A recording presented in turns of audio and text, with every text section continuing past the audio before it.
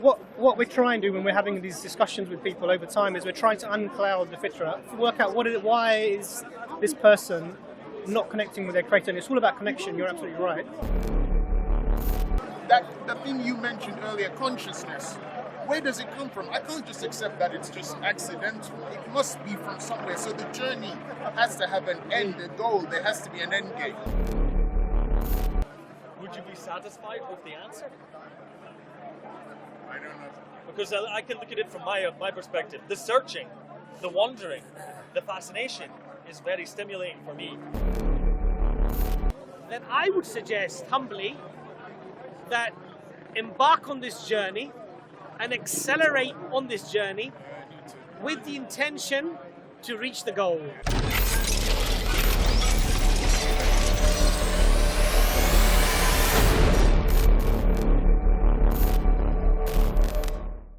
More than the differences, and I see some similarities. Some people might argue, because I would like to say that both of you believe in a creator, and you believe that the creator is responsible for our creation and has given us free will, and if we follow the path of the creator, then when we pass away, we will be with that creator. I try and look at the similarities. I know there are a lot of differences.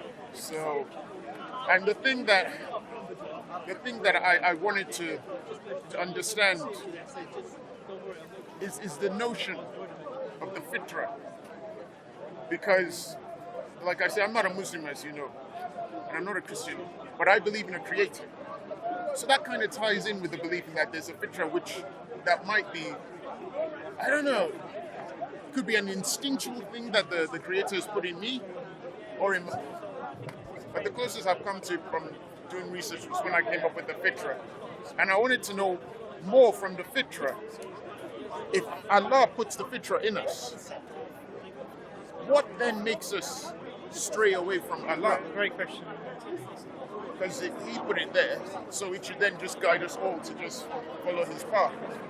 So I don't know, is it the free will that suppresses the fitra? Is the free will working against the fitra, or is free will part of the fitra? And I thought, just check and ask. So when you said you're not a Christian and you're not a Muslim either. No. Okay. So in terms of so what about yourself? What's your name, sorry? William. William. What's your name? Preston. Preston Imran. Nice to meet you.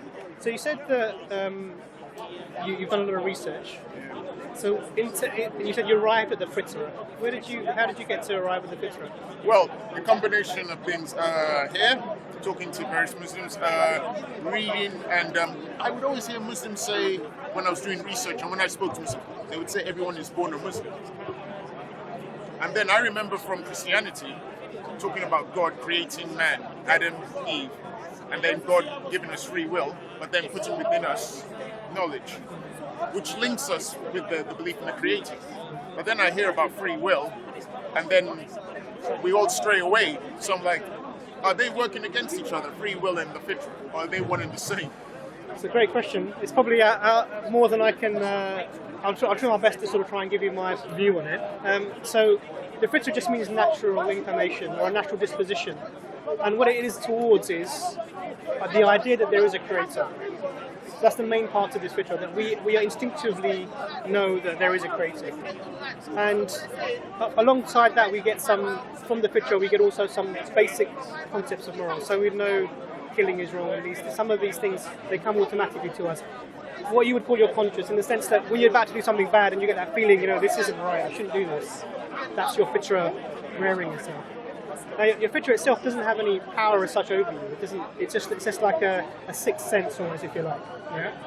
But where it comes from, there's lots of different explanations. But the one that I find sort of a little bit convincing is, initially, when Adam was created and before human beings were put onto the earth, all of the human beings that ever were going to be born were taken from Adam, and all that progeny was put before the Creator.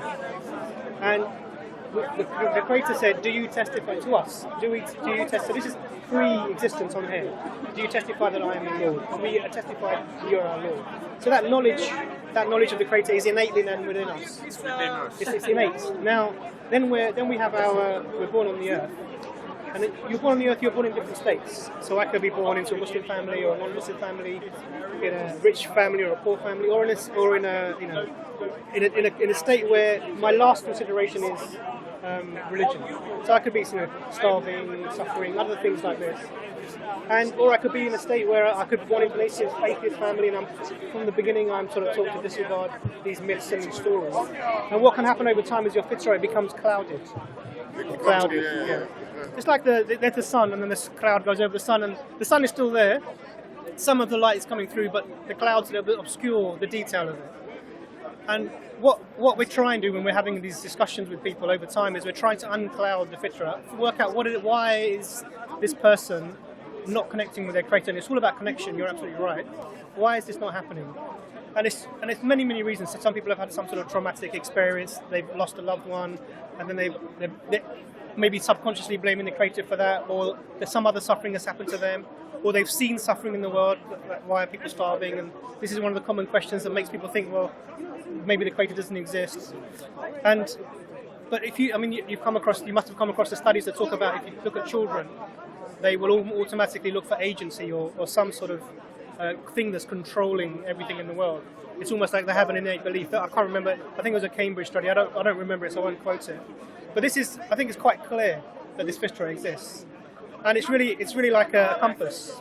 It's designed to bring us back to that one God. But it can be easily clouded over. It can be clouded over. And really, the whole point of life is to try and uncloud it, and that comes through research, through experience, talking to people, and then coming to that conclusion that the information I'm being given is accurate. I can trace it to a divine source, that the creator exists, and then you try and establish that connection with the creator. And once you do, so we believe as Muslims that there's two types of guidance. So one guidance is, we call it irshad, which is really what the messengers do. God has given them a message, and they come and they give that message to you. So all the people here who are trying to talk to you about a specific religion, they're doing that type of guidance. They're saying, look, the Quran is like this, it's got this information in it, it tells you to do this. It's called irshad. Irshad. The second type of guidance is once you come to that conclusion yourself, that yes, I accept that there is a creator and this information is from him, and then you believe that, God puts what we call faith in your heart. That's called tawfiq, the guidance of tawfiq. Tawfiq. And that guidance is the one that when the faith enters your heart, and then you become a believer.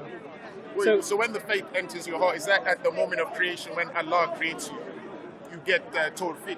No, sorry. You said that's by talking. That's right. Okay, sorry. So first is the information and accepting the information. Once you accept the information, then God essentially gives you the faith. It's having that faith within you. And that's a process. So life is a process. So you're in the searching phase of that process. I'm still searching. And you're going to get to a stage, hopefully, God willing, where you decide, okay, I believe this now. I accept it. I can't reasonably doubt this now. I believe.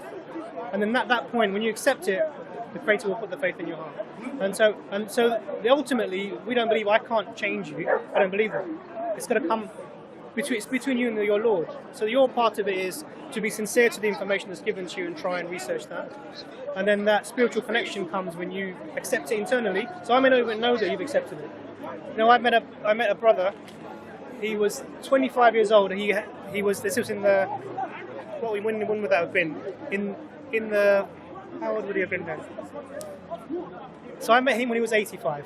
When he's 60 years prior, he goes, I was in India under British rule, and I owned lots of land.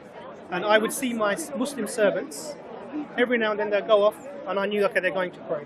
That's all I knew. I didn't regard them, I was looking down on them, but I didn't regard them as anything significant, didn't think their religion was important. 60 years later, he goes, what they do, let me have a look. He's in a different stage of his life now. He's looked into this, and 85 years old, he becomes a Muslim because of something he saw 60 years ago.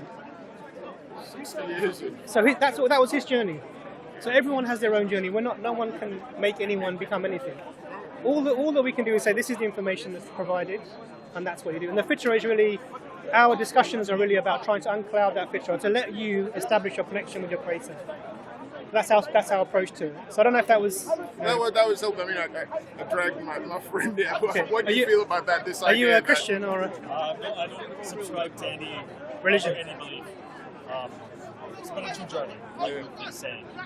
Similar to a conversation we had last week, or maybe a week before, when you were asking me, when I was saying I felt this inner drive towards a course of action, and you were asking me, what is that? Where does it come from? Where does it? And I say, I don't know, because I don't know. So that's my take on that.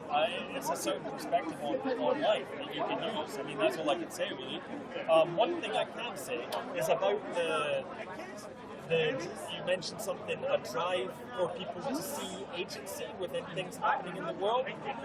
You could take that a multitude of ways. You could say it's indicative of a creator, or like some people believe, which is fine.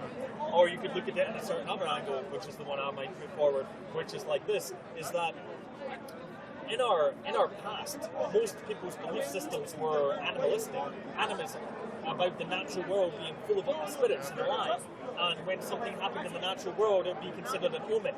Like if you tripped on a rock, or if you saw a face in a mountain, or if you saw something in the cloud, people would infer meaning from that, from the spirits, from the gods.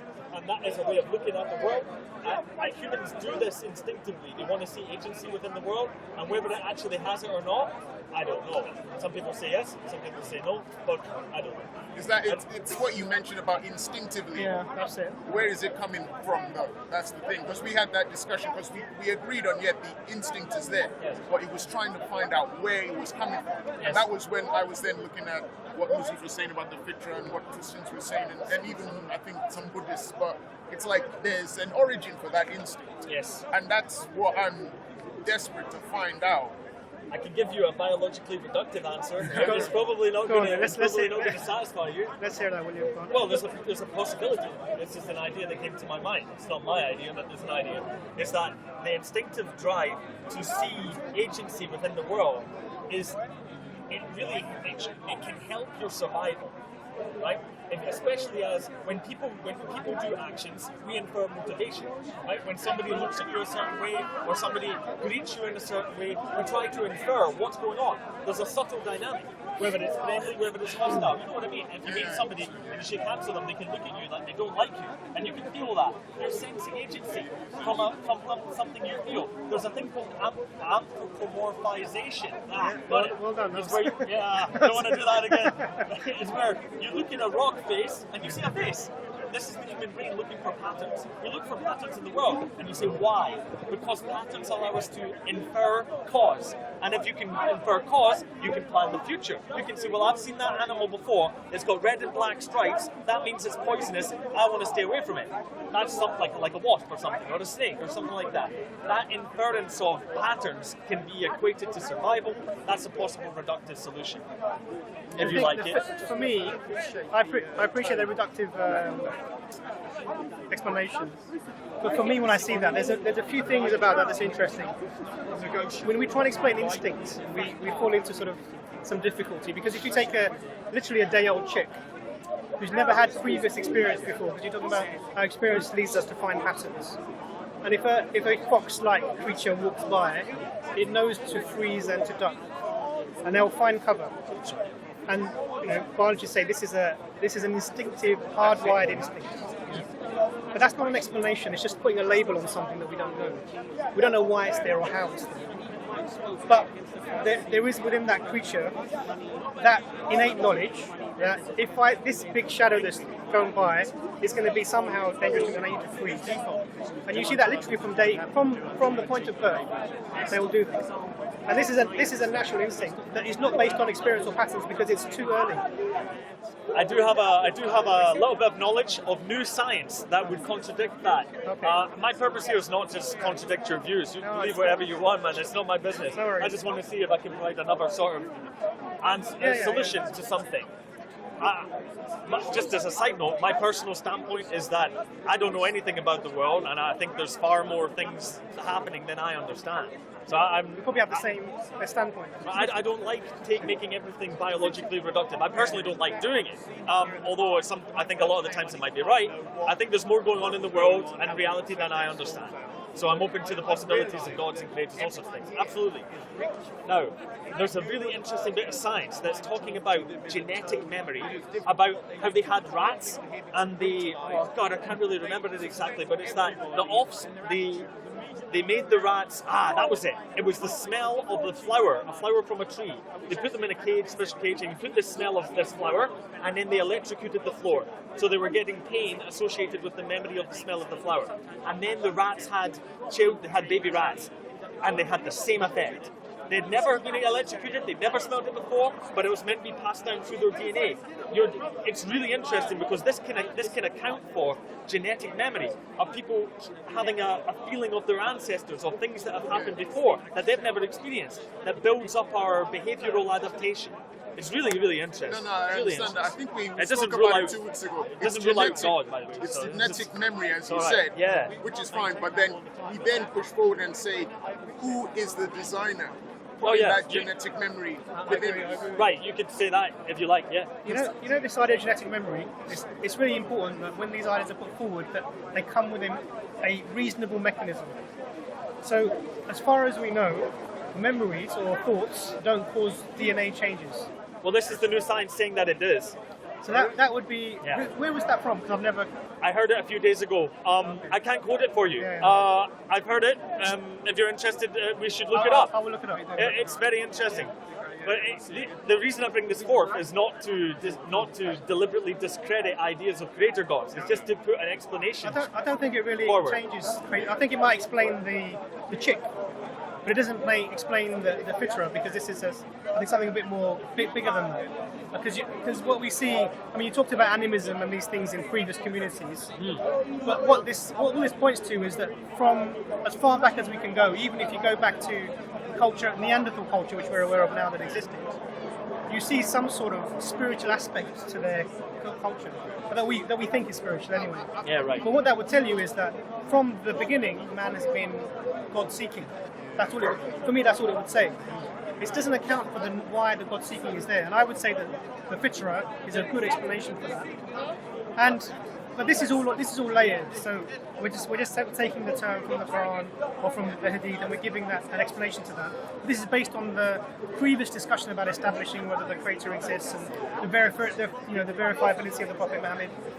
Was he sincere? Was he truthful about what he was saying? Oh, right, yeah. And all of these things. And when you compile these things together, for me as a Muslim anyway, I come to, because until I was about 18 or 19, I was a Muslim because my mum and dad were Muslims. Yeah, right. But then I started to do my own reading and searching and finding, and then I established for myself, I accept this. And then I wasn't a Muslim because my parents were Muslim. You see similar journeys in people from other religions. So Hamza, who's normally here, he came from an atheist background and established for himself that, yes, I accept this and I believe this. So our journeys are all different. But really, it's all based upon a layer of things that make you arrive at a point. So that's interesting. So free will wouldn't work against the Fitra. Not at all. Oh, that's interesting. In fact, if you think of any system where you're going to be morally judging a creature, right and wrong, you have to give them some ability to make a choice. So, if not complete free will, there must be some aspect of free will that they have. For example, I wish I could fly, I can't fly. So my free will is limited, right? But there are some things I can do. I can choose to drink this alcohol or not choose to drink it. Whatever I might be doing.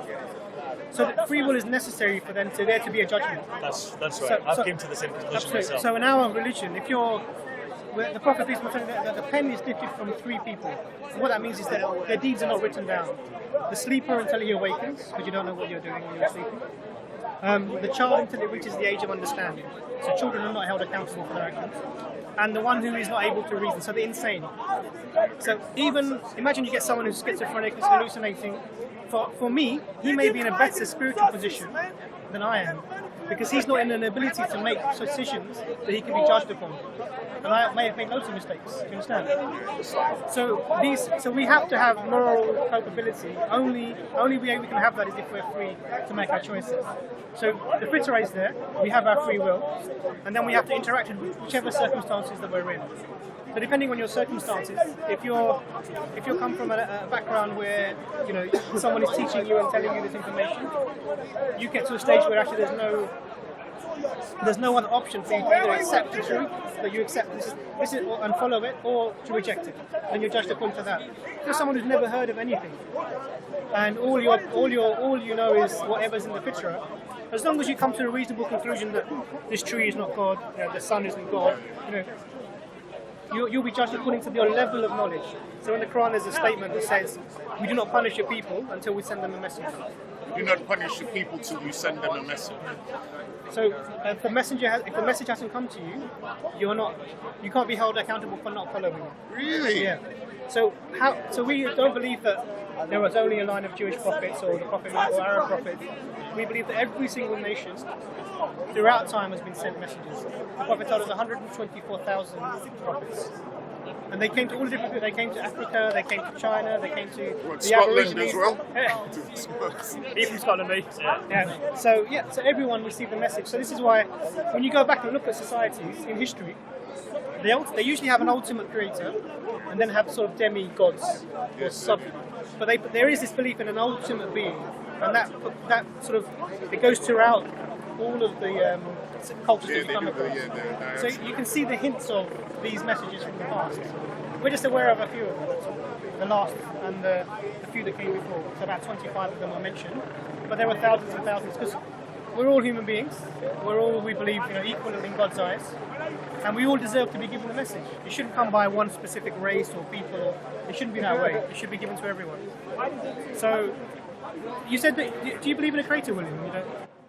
I can't say the word believe, to be honest with myself. So I'm not sure how I can say it very easily.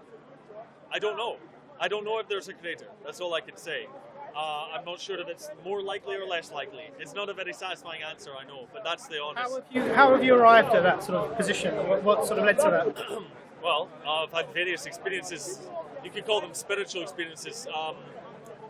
And in any case, looking at the complexity of the world and reality, I studied as a biologist, and now I'm very interested in philosophy. Just trying to understand the mystery that's life.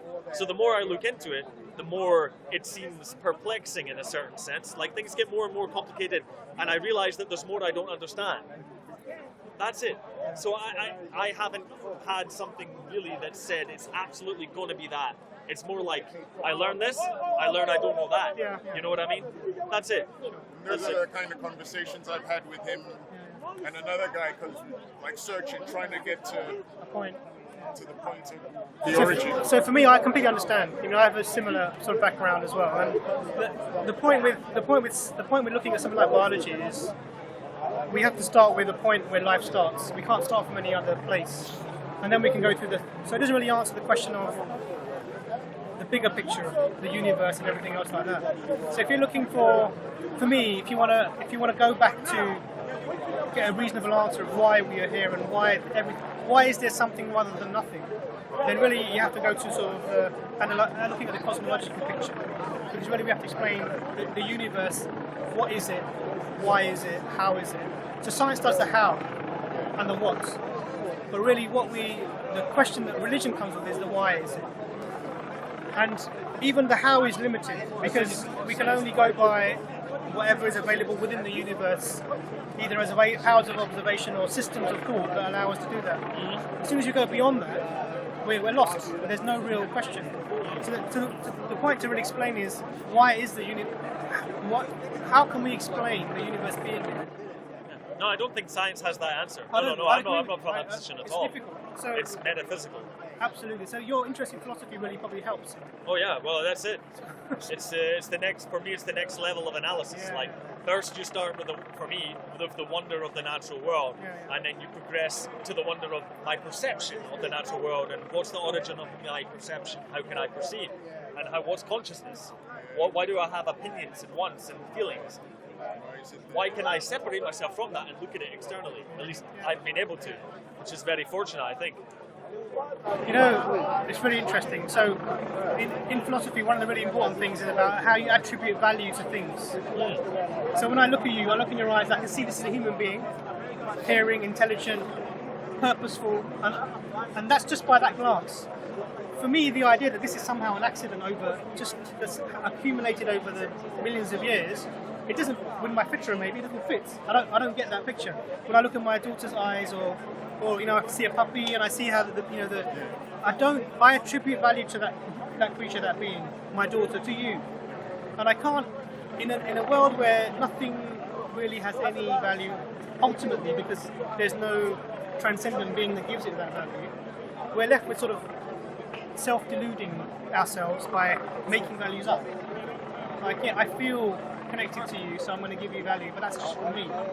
Someone else might think, well, you're from this background, you're from this colour, I'm not going to regard you as being equal to me. So these are arbitrary. So what the Creator does is, he gives us a way of anchoring our value outside of human sort of consciousness. And that's important because in history, if you go back to Germany, outside of human. yeah, absolutely. So my values, my morals, they transcend human society, I believe, because they come from the Creator. So if you looked at Germany, for example, in the 1930s and 40s, where Jews were being massacred, and anyone else, disabled people, black people, anyone who was an Aryan was being massacred, they, as a society, had decided that these people were not valuable. Now, and because it was their values and morals were socially constructed. And that's the danger with social construction. We're seeing it in China now, where a certain group of people are being, 3 million people in camps, being annihilated as a social ethnic group, a religious group. As a Muslim, and in any Muslim, and I'm not saying that Muslims haven't done terrible things, definitely they would have, but they can't theologically justify it, because why?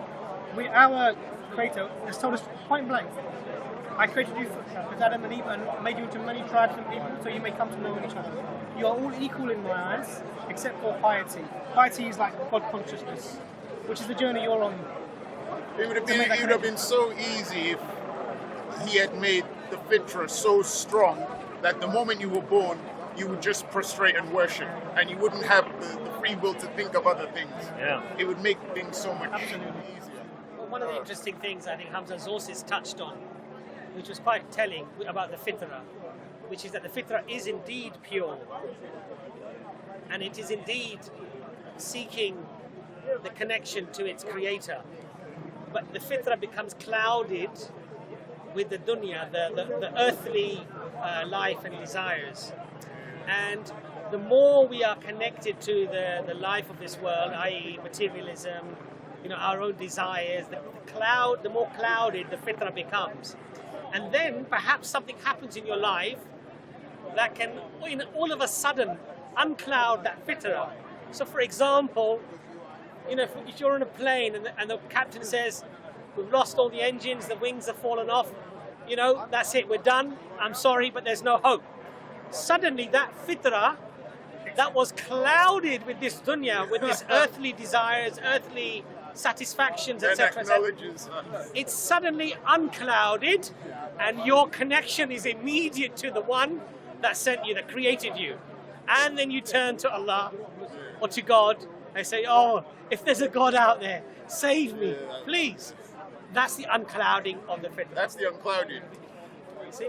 And how you uncloud the fitra is by learning about the Creator, connecting to the Creator, observing what the Creator sent you for, and connecting to those that He sent, the messengers of God. And that will uncloud that fitra. It's a very, very, very good advice. Yeah. And I can't deny, I'm constantly interested in talking to Muslims, Christians, Buddhists, because I'm searching, I'm even talking to people who are not connected to religions, and we're trying to find scientifically what's the origin, what's going on. I don't think this journey will end for me. I feel there's a lot of information and hope that I'm getting when I speak to various religious people. And Let me suggest a proposition. Maybe it's more valuable researching than the goal. oh, no, that's too depressing. No, it's not. No, it's not. Obviously, I don't know them. I don't know your mind. Because I want the goal. I would disagree with you there. I want the I goal. imagine- And the reason why I would disagree with you is that would depend upon the goal. If searching is just for the sake of searching, with no ultimate goal, i.e.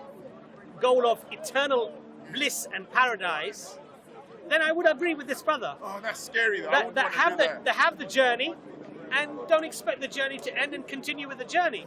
But I would suggest that if and I say if this paradise does exist, this promise of God is true, then I would suggest humbly that embark on this journey and accelerate on this journey with the intention to reach the goal. I want to reach the goal. I want it to end. I don't want to keep doing it forever. And What's the goal? the goal is to understand, why do I exist? Why do I have the emotions that I have? Why do I have the opinions To that I uncover have? value. Why does everything here exist? That the thing you mentioned earlier, consciousness. Where does it come from? I can't just accept that it's just accidental. It must be from somewhere. So the journey has to have an end, a goal. There has to be an end game. For me, personally, I don't want to just... The journey is interesting, but I'm learning, because I'm going to be talking to Buddhists as well, but I need to find the end. Very interesting. Why you... Let me present an alternate perspective. Would you be satisfied with the answer? I don't know. Because I can look at it from my perspective. The searching, the wondering, the fascination is very stimulating for me. I don't have I don't have an answer. I don't have the answer. But the searching for me is valuable. Maybe for you, you have different feelings. No, the searching is but valuable like me, but there has to what's be an important. end. But I would suggest For you, will there be an end? I'll touch on that. I've had spiritual experiences. I've had intimations about what I've seen, and I don't think this is the only way of living. I think there's other realms of existence, right? But that's a whole other can of worms, right? But presented like this, you've got awareness now. We're aware that we're alive. We're aware that we're thinking. Now, imagine for a second that on the point of death, your awareness ceases to be. Then you are no longer aware of being aware. Therefore, you should not fear death. Because you've got no wants, you've got no desires. You don't want bliss, you're not scared of agony. It's gone. That's a potentiality. Obviously, in the religious spectrum, it's not like that. They have heaven and hell and such. But in another way of looking at it, it might be one when you reach death. That's it. You have nothing to worry about. It's non-awareness. So the searching will end there. Perhaps. I don't actually think that's the case. I don't think that's the case. But it's a possible answer. But you know, imagine, I'm going to give an analogy of the searching without a goal. So if somebody, imagine you're a prospector and you're digging, and your prospectors dig for gold. And someone said to you, look, if you dig over here, you'll find a rich rain of gold and you'll be rich beyond your dreams. And you say, you know what, I'm not interested in getting the gold. What I'm going to do is I'm going to go over there, even though there's nothing to be found there, but I'm going to dig for the rest of my life. I think one is purposeless and one is purposeful. And I think any inquiry you make, we should do it with a means to an end. Because the journey is means, and we have to get to an end. And make it a good means. I mean, we're told that the ends does not justify the means. You can't do anything bad to get to a good goal. You have to do it in the right way. I believe that. Absolutely. So that's in a reasonable moral position to take. Many people don't. Absolutely. So digging and searching, it means that you're searching for something. Searching for the sake of searching actually means you're not searching. You're just. That's a way of looking at it. Absolutely. So because you negate the word even because you're not actually. There's no end point. You're not actually going to find anything. So searching isn't the right word. It's almost like passing your time. I'm scared though when you guys mention that. Could I be I hope, pray I am not subconsciously just searching for the sake of searching. I don't want to be doing that. No, I genuinely want to get to the end of this. So the other proposition that you gave was your consciousness could end and that could be it. Yeah, right. But what's the flip side? So if you lived your life and when you die your consciousness ceases and there's nothing beyond that, then it doesn't matter what you did in your life really. Ultimately there's no value in anything. Whether you were good, whether you were bad, whether you looked up. There's a counterpoint. The actions that you do in life, you will imagine will have an effect after your death. So if you live a good life, it might affect people that you cared about in life, and their life will continue to be better because of that. Sure. So you could look at it that way. I understand. But then again, ultimately they will die as well, and whatever they experienced or not would again be unvaluable or have no real meaning. So whether I mistreat somebody who then goes on to have a miserable life, and also their consciousness ceases when they die, my mistreating them and their bad experience would actually have no impact upon ultimately anything. Because, I understand. I'm just making the point that I'm making is if you remove God from the equation, actually you remove all morality, ultimate morality, you remove all objective morality, they call it, or you remove all ultimate value that we would place in things. Because it's just arbitrary, it's just temporary, it's just temporal. Now the flip side of that idea is, when you die, your consciousness doesn't cease. And it continues. And it continues ad infinitum, so it goes on forever. Your consciousness will continue even after you're After you're dead. So